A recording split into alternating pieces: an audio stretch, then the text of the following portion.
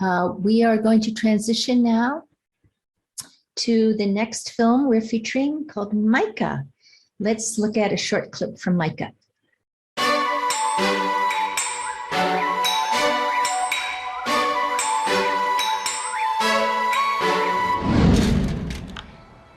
Chỉ có cách tôi giải thích cho bạn hiểu.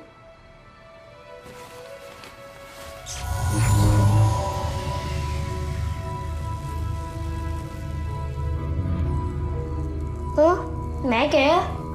Đầu tiên mình gạt cái này ra. Đúng rồi. Xong rồi con gạt cái này xuống. Dạ. Mẹ cũng từng rất thích yêu cái bài hát này.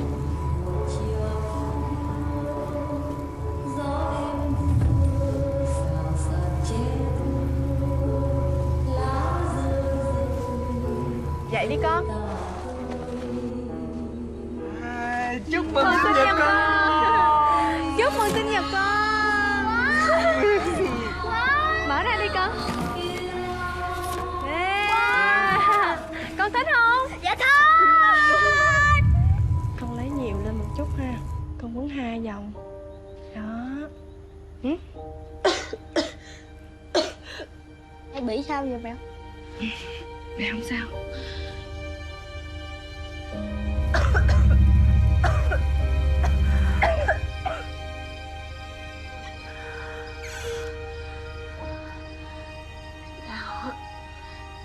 Tao không đi làm ngoại trị nữa đâu. Mẹ.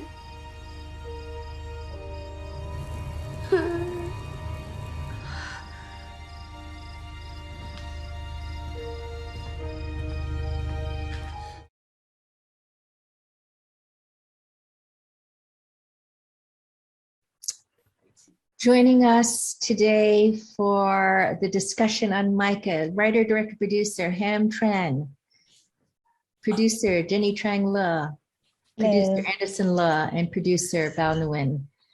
Ham, how are you? Ham and I had spent some time together in Los Angeles so many years ago when there was a burgeoning Vietnamese American community. We talked about doing some projects, and then you took off. You went back to Vietnam and have since done some incredible things. So you've had this extraordinary career now where your first film, Journey from the Fall, was at this Sundance Film Festival in 2006. Now you're back with another film. Tell us what you've been doing in these in-between years. Oh, wow. A lot. For a yes, while. Yes, I mean, I've been, before going back to Vietnam to direct my second feature, How to Fight in 16 Shields, in 2006, I was fixing a lot of films, for Charlie and for Victor and for a lot of other Vietnamese Americans and Vietnamese filmmakers. And then at one point, the studio in Vietnam says, well, why are we hiring this guy to fix films? We should just hire him to make another, make a film. And so I actually had a chance to work with Bao. He was on 16 Shields as well. And from that, another film was offered that was Hollow. And that was a film that Anderson told me, hey, Vietnam doesn't really have a lot of serious horror films. You should write one. And so he encouraged me to write, and he sort of helped me develop the story for Hollow. And that's the first feature in Vietnam that Jenni helped me produce. And that did really well. And then went on to do Bitcoin Heist and another broad comedy. And then now back to I think this is the, next to Journey from the Fall, this is the closest film that I've ever made. It's such a personal film to me.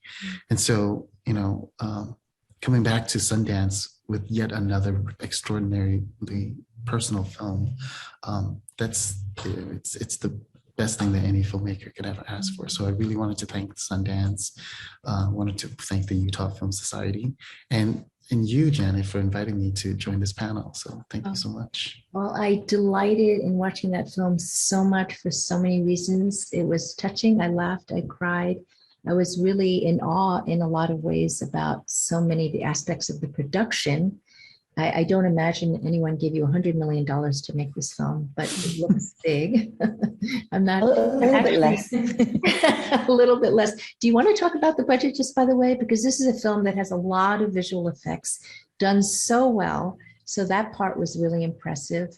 There were so many things that I related to in this film because I lost my mother recently, just saying. And also because you started talking about the legend of a moon goddess and the moon cakes. And I made the film Over the Moon. So I was just like, whoa, it felt so personal to me.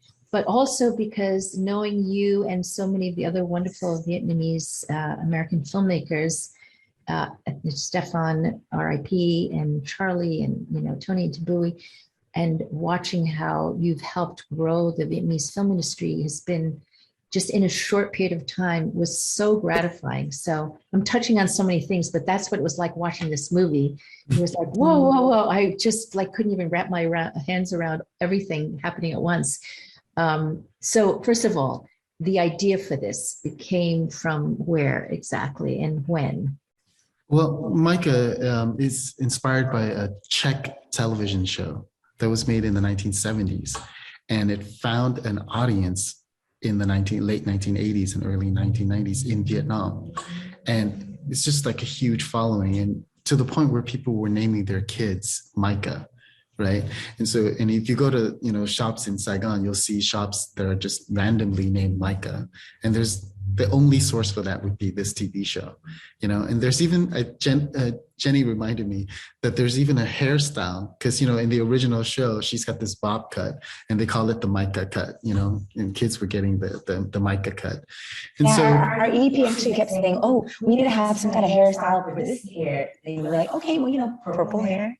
That's and why do you think that Czech show was so popular in Vietnam? Was there a limited number of content that could get into Vietnam, or what do you think? No, I think it was popular because there was nothing for kids really at that time on TV that was just different, and that Maika TV show was made even before E.T. Right. And so it just captured the imagination of the Vietnamese audience, the television audience. And so, it was shown, they had only made one season of it, but it was shown every year, every summer, kids would look forward to it being replayed on television every year. There are different cinema houses that would actually sell out tickets, for people to go and see each episode, a day. So yeah, and so it's coming out of this following that BHD wanted to develop a film inspired by this, and they had been working on it for 4 years before they brought me on, and through different directors, but it didn't seem to quite have a fit. But then when they sent it to me, I had also just lost my mom at that time, this in 2018, and so when I read the outline, and they had only had an outline at the time. I read the outline. I was like, okay, this sad little boy loses his mother and he's trying to get over his grief and he doesn't know how until he meets this alien. So I was like, I get this kid, I think, yes, this is the perfect project for me. And I took it because I also wanted to make a tribute to my mom. And so basically I wrote, with a lot of personal experiences that's also written interwoven into this film. Yeah. Well, so you wrote it, you already had some backing, and then you pulled your incredible team together. And what I noticed from back in the day when we hung out in Los Angeles is that you have this incredible community within a community within a community, meaning that, the film community at large, the Asian American community, which is growing and much more coagulated than ever. But then within that, there's this incredible Vietnamese American community that has been so tight with everyone helping one another in their films. I mean, when you decided to make this movie, how is it that you decided to bring in Jenni and Anderson and Bao and others? Well, Bao and Jenni and Anderson and I, we have a company called East, along with another filmmaker and a few colleagues, really good friends, that we actually started the company after Stefan passed away, and we wanted to have a company that paid tribute to his spirit of filmmaking. And we wanted to help other Vietnamese storytellers, bring their vision to the screen and to the international stage as well. Because we didn't want films to sort of be made for just local audiences, right? We felt like we were at a point where we need to join the global cinematic world. And so Yeah, and so we've always collaborated on projects together, Bao and Jenny and Anderson and I. Anderson's always been a part of every single film I've ever made, since Journey from the Fall. And I really have to thank them for carrying me through this, because the budget was really tight, really tight. And there are points where I'm almost at the point of giving up, and they're like, no, you could do this, we've got your back. And so it was just having an amazing support system. And even at the end, Anderson's like, okay, I was like, I don't know how we're going to do this with, we need the opening shot and we need the ending shot, and we don't have the budget to make it. And Anderson's like, let me look for a friend. And so it was an Asian American friend who was a VFX artist. There were two. There was Jenny's friend, our friend, Billy, and then David, who came in and helped us do the opening and ending shot. And Chris Wong was the composer that I'd started Journey from the Fall with, and also my short film. And he came in to do the score, and he wrote 63 pieces of music for this film, 63. And at the end, we were like, oh, this is great, and it's too bad. Like everything is sort of sampled. And he goes, no, let me use some of my contacts. And within a week, we were able to book a 28-piece live orchestra, Wow, amazing. and that's just the power of sort of asking for help, and always at my lowest point where I'm going, oh my God, it just feels so alone, that people would just come in and help me through this and lift the film up. And so I'm so grateful. I'm so grateful to be able to show the film at Sundance. Yeah. Yeah, well, I think, a lot of people mistake the reasons that people get into this business or stay in this business. They think we're after fame, fortune, whatever, which is so not guaranteed. But I think it's really the spirit of collaboration, because we really can't do anything on our own. This is what I've thought in the past, but the collaborative spirit that you and your team who became East is particularly admirable, because you really, really have each other's backs. Jenny, I know you were key in all this, and what is it that you were doing before you got sucked into the world of Ham? Actually, or have yeah, you actually, did you start this? I went to UCLA, and when I was an undergrad, Ham was in film school, and we were both in a Vietnamese American theater group called Club of Noodles. So we started in theater. Like I had no ideas of doing film at all. And then I was also part of LCC, started by Randall Park, and then and just just being in LA and just helping out with films, and all of a sudden I was helping out with Ham's short films, like picking up food and cleaning out trash, and I wanted to do poetry at first, right, spoken word, and then I sort of fell into film. And then it was one of those, like, just as you were saying, Janet, just about community and helping each other out. And then suddenly I found myself in Vietnam, and I was a first AD for The Rebel, which was Charlie's film that in Vietnam. And then from there, I got offered, a 1-year contract in Vietnam in 2009, and then just ended up staying. And so I was in Vietnam. I've been in Vietnam for 13 years, and I have to say that, like, what I really love about the Vietnamese film community specifically is that it's so supportive, and I think that it's also just in the larger Asian and Asian American community. It's sort of like, when one Vietnamese film does well, we all win. So whenever there's a film that comes out, and it's just like, oh my God, I hope it's good. And there's no sense of like, oh, we're just gonna like not help you because we want our film to be better. It's very much that we help each other to make our films great. And it's just like, if a film comes out and it's not great, then it's like, oh, it's such a painful experience for all of us, So I think that it was just, for me, starting to do producing, and I've always been very much like, I love the journey and I love the process, and I love making the process as like loving and light and positive and inspiring as possible. And so I've been really fortunate to work with friends such as Ham. Ham's like my bestie, and so it's like, sometimes we'll be on set and things will happen, and then just like we just have that, okay, it's going to be okay, and so I have to say also, just thank you for being amazing, Ham, and just like, really pushing us, sometimes pushing us too much, but that's how a director should be, and just to make the kind of film that we can share with a global audience. Sundance, you know, and Maika is the first, you know, Vietnamese produced feature film in Sundance, which is crazy. There's been short films, but it's the first feature. So it's just an extra honor. Yeah. Mm-hmm. So what was it like for you when you first moved back to Vietnam, and originally you were going to stay just 1 year, but you decided to stay a lot longer? Well, you know, at the time, Obama had just been elected, and I felt like the U.S. was in good hands. So I felt like I could leave and, you know, just have a little adventure.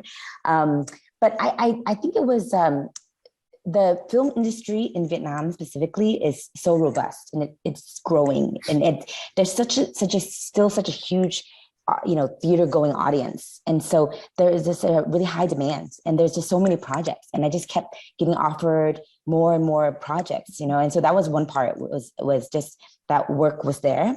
And then secondly, because I am Vietnamese American, you know, I started working in film in the US, and, you know, it would be fun, and it would be like kind of like, okay, this is the story, but I never really quite felt connected. And when I went to Vietnam and would do Vietnamese stories for Vietnamese people in my native language, and and not to say that every film I did was like an Oscar film, but even like the really broad comedies were just, there's something I could feel, it just feels like really satisfying. And then also, being part of that community there, you know. And I always joke about how, you know, I'm always going through identity crises, right? So growing up, it was like, oh, what am I? And okay, I'm Vietnamese. And then, you know, doing Asian American studies, you know, and then I'm like, okay, I'm Asian American, but then within the Asian American, there's like the Vietnamese experience, Vietnamese American experience. So it kind of felt like, okay, I know where I am. And then I go back to Vietnam, and suddenly I'm an American. And it's like navigating that space, you know. And so it's just like it's, for me, it's still very thrilling to kind of discover more about myself. And also, I think going back to Vietnam, you understand your parents more, right? You understand your family more, and you're kind of like, that's why my aunties are like this. And that's, you know, that's why everybody, you know, people call and then hang up and not say bye, you know. It's like a very Vietnamese thing. And so I think it's just everything, you know. At first, I would have to say that Vietnam is very much developing, and so quickly. And so it's very easy to live there, actually, you know. And as a producer, you know, it's all about problem solving, right? So there's something about Vietnam that I feel like I can solve any problem. Like there's kind of like, there's rules, and there's kind of ways around the rules, you know. Like in America, it's kind of like, this is the deadline, that's it, done. You know, this is the rule, this is the law, done. You know, in Vietnam, it's kind of like, oh, but you know, you might have an uncle who has a cousin who can go to dinner with this person and have a phone call, and there's a way, you know. And so I do like that freedom, you know. I relate to so much of what you say based on my experience with China, getting to know the place where your parents grew up.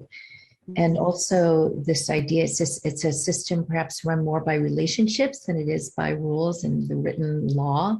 And there's a certain amount of flexibility that comes with that, which can be a really nice change after we're used to everything being by, you know, the letter of the law. Anderson, you are very much what are we calling a trans-Pacific person, because you're kind of right in the middle of the Pacific much of the time. But you go back and forth. What has it been like for you to reconnect more with you know, you've been such a great promoter of Asian films and Asian American films through running the Hawaii International Film Festival, but it sounds like you're getting deeper and deeper into production because there is such a growing market in Vietnam. What is that experience like for you? You know, it's very, you know, definitely a camaraderie. I mean, the fact that Vietnam as a country, we're all children of refugees, right? And you know, there's there's always, you know, the kind of Western view of Vietnam has always been attached to the war. And Vietnam, you know, post-war, you know, once they, you know, it's you know, today it's like 100 million, overall, almost 100 million people. You know, it's just, and half of the population is under 35 years old. It's a very young population.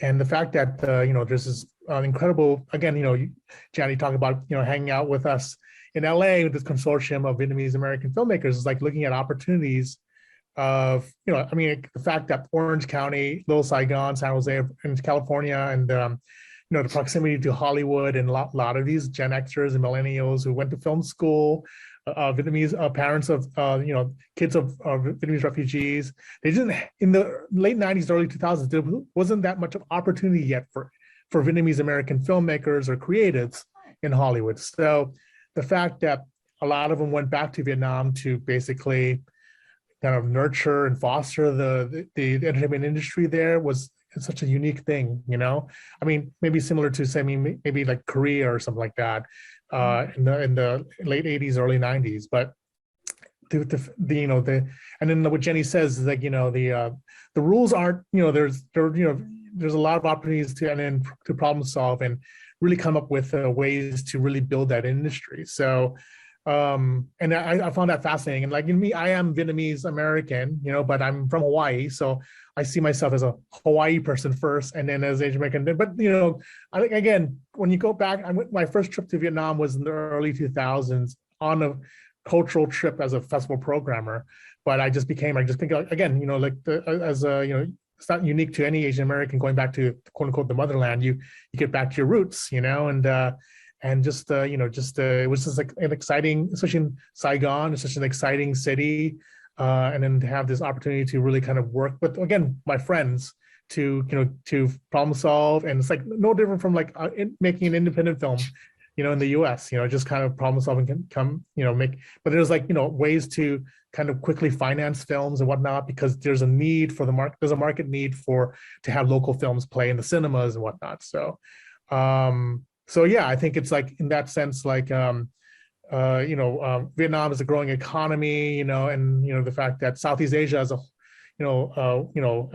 a region is just an exciting kind of powerhouse for not only creative content, but just the global economy in general. So yeah, it's just, it's a great opportunity as a cultural worker and through cultural production in film festivals. It's just exciting to be a part of that, and I think it's because I think of course, there's always issues when it comes to creating content in Vietnam, but for the most part, it's very open to having an exchange of ideas from different parts of the world to make this happen. So this is what's really exciting. Well, and add to that, you're bringing a skill set to Vietnam that didn't necessarily exist before, and that you're able to, bring a different perspective and maybe a more global perspective and certain production skills. So it's a perfect win-win for everyone. Yeah, because you have more. Yeah, like Anderson was saying, just for context, everything happened so quickly in Vietnam. I've been there for 13 years and I've produced 14 feature films. And Ham, how many films have you done in the 10 years? Yeah, 4. Yeah, so it's super fast. You're on mute, Ham, but quite a few. And so you're growing the industry, you're bringing so many different kinds of genres. So I'm sure they really appreciate what you're doing. And you get to work, chances are if you're kicking around Hollywood, you would not be able to do nearly as much here. And that, is a fantastic opportunity. So Bao, you have been, you made that wonderful film, Be Water, recently, documentary about Bruce Lee. So you've been more based here, as I understand, but you've been going back and forth. I read posts, social media posts of when you were quarantined in Vietnam, and you were going back and forth. The quarantine kept following you around. But what's it been like for you to go back and forth? Well, I was living in Vietnam full-time from 2012 to 2018. There was a period in time where I was, for 18 months, going back and forth to the US every single month. So that was my commute, and it was a bit intense. But lately I'm spending a lot more time in the US.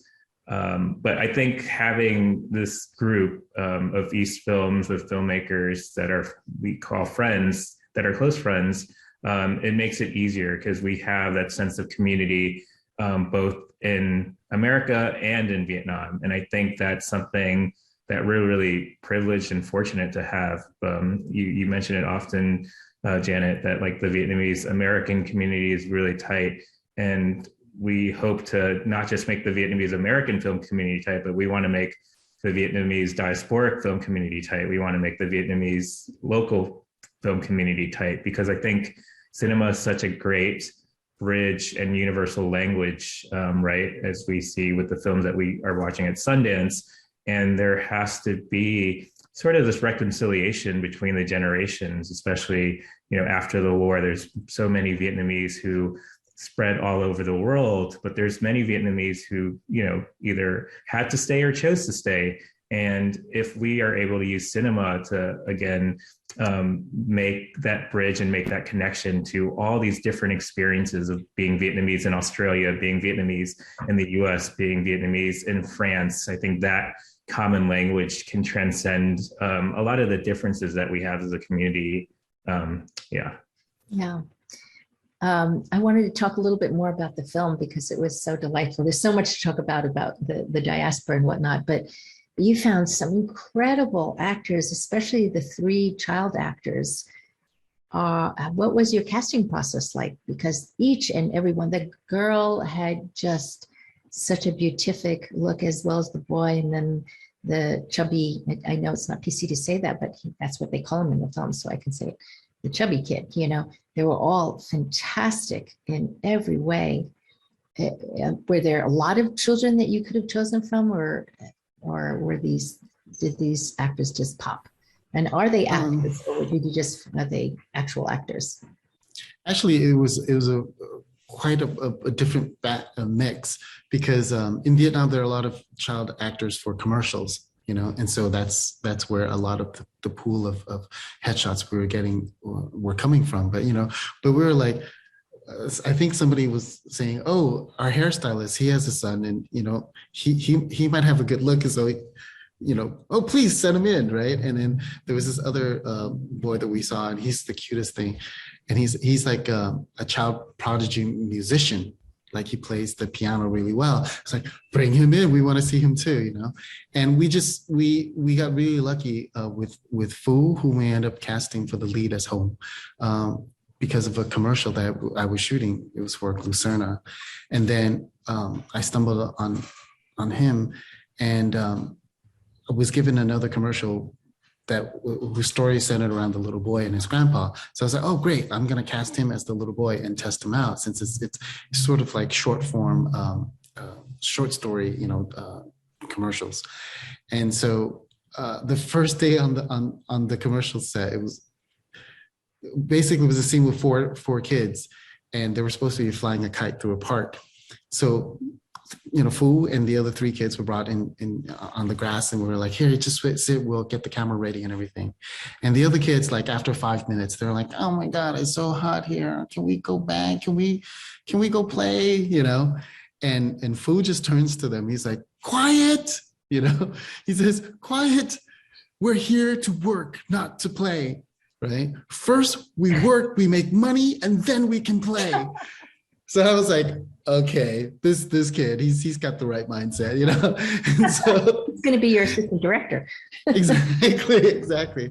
So we brought him in, and I think the other 2 came in through our a casting director, JV, Maika, who's also been in several of my films, and so he brought us the photo of Yu Yip An, who plays Maika, and Tintin, who plays Kubeo. I'll let Jenny tell this story because she loves telling the story. Yeah, so for Maika, like we said, our casting director, we saw the picture and we said, okay, she's cute. Okay, we couldn't fly up. She lives in Hanoi, which is in northern Vietnam. So we had like a local filmmaker just take a quick casting video for us. And when the video came in, we saw that her eyes were half her face, and we're like, okay, this is the girl, And then she's actually a baby model, right? And so she's never acted before. Oh. And then so the filmmaker, the young filmmaker that was helping us with casting, he was concerned because he was like, I don't know if she can really act. She's a little stiff, But then Ham was like, she's an alien. I think it's okay. It's really, she's got to look, she doesn't have that many lines, she's got to really look the part, like that iconic. I mean, the film is called Maika, right? So it's got to be her, And then we actually put a little bit of a joke in the movie because she's Northern Vietnamese, so she has a Northern accent. And then there's a scene when Home and Maika first meet, and then Home's like, oh, you're from Hanoi? Oh, I thought you were an alien, you know, and it's sort of like a little bit of like a joke because their accent's very different. Oh, that's perfect. But yeah, and then the third boy, our little showstopper, scene stealer, Gubeo Tintin. If you go on YouTube and sort of Google like KU, which is like how you call little boys, and Tintin, Vietnam, you will see many videos and go down a YouTube hole of him performing since he was 4 years old, singing, dancing, like Hát Cải Lương, which is like Vietnamese opera, like rapping. I mean, he's a dynamo. I mean, pretty much the whole film, Ham had to be sort of like a little less, you know, a little less, because he would just basically talk like this all the time, you know. and he really is the same person, the same character in real life. So he was just a delight. Like as soon as we saw him, we were just, you know, look no further. They were some of the best child performances I've seen, not to mention that the adults are wonderful. The father was so sympathetic, and all the actors were absolutely wonderful. So there's clearly a very large pool of wonderful talent to choose from, and that includes in the visual effects category, which again, since you didn't have the budget of a major Hollywood studio film, clearly a lot of really good talent there, though. And were you able, Ham, to achieve everything you wanted with, even though I know you had moments where you wanted to give up and your friends buoyed you up? Are you, the final effect was what you wanted? I think that at the end of the day, we really made the film to the best of our ability. And so I think we had really extraordinary people coming in to help us. And so, you know, in order to give the VFX, the main VFX team time so they can focus just on the 3D stuff, you know, another company came in to do a second group of shots, you know, like color space is one, and they came in and they did all of this simple comp, which there weren't supposed to be that many, but at the end of the day, you know, we had a few hundred more shots than we had planned because, you know, tracking marks were everywhere, and so we had to erase them. Or, you know, Ciclo, this amazing group that came in and did all the drone shots. And what I love about, you know, what Ciclo does is that, you know, he comes in and he makes the drone so much fun, you know, and it's all flipping and it's flopping and it's going around. And so just those talents coming in to lend their voices to make the film better.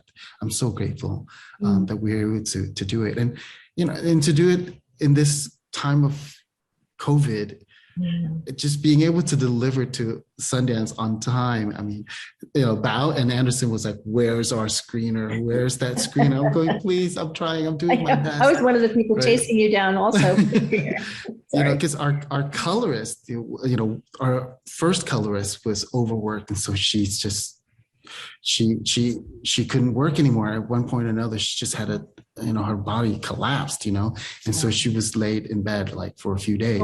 So we had to find another colorist. He came in and he was great. He's like, I got this. Boom, he gets COVID. Oh no. Right. Oh, please. So then, but then the day before he gets COVID, you know, another friend called and said, hey, I have this colorist if you need help. And so it was just like, you know, and I really have to thank my mom. You know, so whenever those things happen, I go, thanks, Mom. You know, it's almost as if she brought these people to help whenever I needed help. And so this is really for her, and thanks to her. Yeah. Well, we all need help from higher spirits, you know. I do have a question or two that we have time for. Ham, you've done such a wide range of genres, but is there one in particular that you gravitate towards, or do you have something else that you're dying to explore as your next project? Well, I think in Vietnam, for some reason, I think because of Hollow, I'm known as the horror film guy, you know, and I think it's because I'm so scared of ghosts that I do very well with that genre, is because I know how to tap into my fear and really try to represent that fear. And so, you know, the next film that we're developing with East is is a horror genre. It's a horror thriller. Oops. But I think at the end of the day, all of my films, no matter which genre, the theme of my films is always about family, right?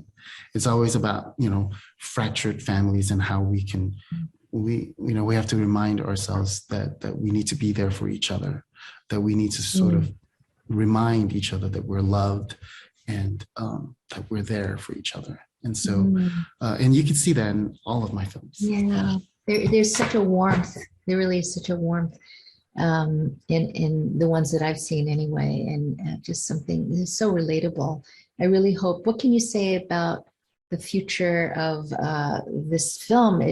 How can people see it if they're not in Vietnam or haven't bought their tickets on Sundance, because it's probably sold out by now?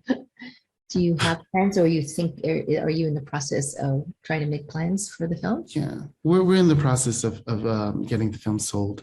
We have a few inquiries, and it's very exciting. And so we're hoping that we can have a day and date global theatrical release. But we have a date that's in Vietnam right now, and so that's end of May, beginning of June. And so for those living in Vietnam, for sure, they're going to be able to see the film then. And so hopefully, if we've got the right deal, then hopefully the rest of the world can see it at the same time as well.